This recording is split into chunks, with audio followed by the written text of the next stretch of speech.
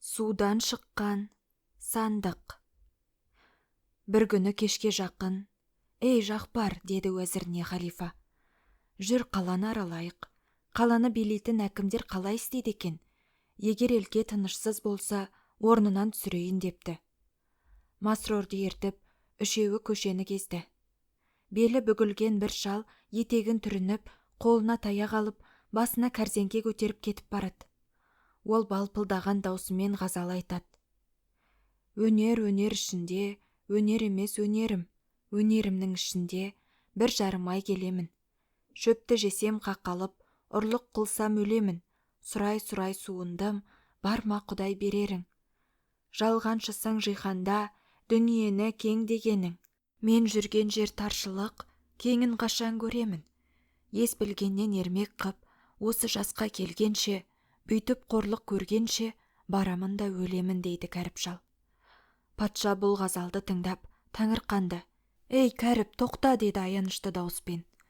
«Бұлайша зарланған қандай мұңы бар кісі екен», деді патша қасындағы Жақпар уәзіріне. «Таңырқайтын несі бар тақсыр, дүниеден тойған көп кедейдің бірі дағы, мынау айтқан ғазалы соған айғақ», деді уәзір. Қасына келген патша мен уәзір: «Сен кім едің, шал? Мұнша неге зарланасың?» «Зарланбай қайтейін. Жасым 70-ке келді. Өміргі кесібім балық аулау еді. Қолыма қараған бала шағам бар. Бүгін 3 күн болды, ауға балық түспейді. 3 күннен бері шиеттей жан аш отыр. Бар кісіге көлдей көрінетін дүние, бізге тамшы су жоқ, кербаланың шөлі тәрізді. Міне, бүгін кешке дейін отырдым, құр қол қайтып барам. Ендігі өмірдің маған қанша керегі болмақ? Үйдегі жас жандардың шырқырап жылағанын көргенше, менің бір жола өлгенім жақсы. Сол ойымды орындау үшін мына тауға кетіп барам. Онда биік құздар бар. Шыңға шығам да құзға құлаймын. Мен бір заманның керексіз кесегі, талқаным шығып жоғалсам», деді шал. Бұл сөз Харон Рашидтің жанына батты. Ол өзінше жәрдем көрсетуді дұрыс деп тапты. Бірақ мә саған деп бере салмайын, бір сылтаумен берейін деп ойлады. «Шал, сен мына Дыжала өзеніне жүр. Сен бір рет ауыңды суға сал. Соған не түссе, маған беретін бол. Мен ол үшін 100 алтын берейін», деді. Шал дұрыс көріп, Дыжалаға барып ауын салды. Көп уақыт өтпей ауға бір нәрсе ілінді. Алып қараса, ішіне адам сыйғандай үлкен сандық екен. Уәде бойынша шал 100 алтын алды. Сандықты Масрорға арқалатып, Харон Рашид үйіне қайтты. Ертемен ордаға басшы кісілер келген соң, Харон Рашид сандықты ашты. Сандықтан шиыршықтап ораған бір кілем шықты. Кілемнің арасында өлтіріп ораған бір жас әйел екен. Оны көрген соң халифаны ашу кернеді. «Ей, бас уәзір», деді Жақпарға, «елдің тыныштығын басқару саған берілген. Менің заманымда ел іші бұзылып бітіпті. Қара, мына өлген кісіге. Сен осындайға тыйым салмайсың. Дыжала суы өмірді өлімге ағызған сел болыпты. Егер осыны өлтірген кісіні тауып өлтірмесең, 3 күннен кейін осы елдің өлімі үшін өзіңді дарға тартам», деген. Уәзір өлтірген кісіні табудың ешбір ретін таба алмады. Елден сұрағанмен, мен өлтірдім деп кім айтпақ? 3 күн үйінде отырды да 4-ші күні ордаға келді. «Таптың ба?» деді халифа. «Қайыптағы істі Тәңірден басқа кім білмек, тақсыр.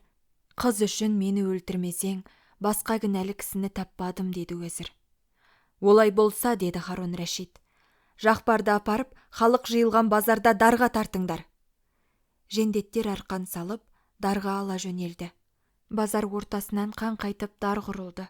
Қаланы айнала жүріп хабаршылар: «Ей, жарандар, міне маған қараңдар. Кеңесіңді әрі сал, құлағыңды бері сал. Дыжаланың суынан қара сандық табылды да қағынды. Қарағатынды өлтіріп, қатты болып жабылды. Өлтіргенді табалмай, уәзірге арқан тағылды. Ей, жарандар, келіп соны қараңдар. Қағынбай енді не қылды?» деп жыршының өңеші қызарып, айқайды салды. Ел лек-лек болып жиылды. Уәзірдің көзін байлап, мойнына арқанды салып жатқанда, ел: «Кінәсіз өлді-ау мына байғұс, жақсы кісі еді» десті. Арқан тартыла бергенде жарқыратып жаңа киім киген бір жігіт топты жарып, айқайды салып отырып, дардың түбіне келді. Келе уәзірге түскен арқанға жабысып, өлтірме жазықсыз уәзірді, ол қатынды өлтірген мен, жазықты кісі мені өлтір деді. Оның артынан айғайды салып тағы бір кәрігісі кимелеп дарға келіп, бұл өтірік айтады, оны өлтірген мен деп өлімге келген жігіттің аяғына оралды. Ел аң-таң, өлім үшін таласып жатқан екеуіне қайран қалды. Уәзірдің арқанын босатып, үшеуін патшаға әкелді. Патша бұларға қарап, қызды өлтірген кім еді, мен қайсыңды өлтіремін деді. Өлтірген мен, мені өлтіресіз деді жігіт. Мұның айтып тұрғаны шіп-шикі өтірік, мен өлтірдім, өлім маған тиіс деді шал. Жоқ, миы ашыған шал шатасып айтып тұр, мен өлтірдім деді жігіт. Қарағым, ашылмаған гүлдей өміріңнің көбі алдыңдағы жас едің. Күні бітіп, төрінен көрі жақын қалған маған осы өлімді шынымен-ақ қимайсың ба? Мен уәзір сенің құрбаның болайын деді шал. Шалмасын мойнына салып, бұршақтай жасын төгіп жылап. Патша өлім үшін болып жатқан таласқа түсіне алмай, айран асыр болды. Мұның шындығын анықтау үшін сардар сыпаларын жиып, шал мен жігіттің әңгімесін тыңдады.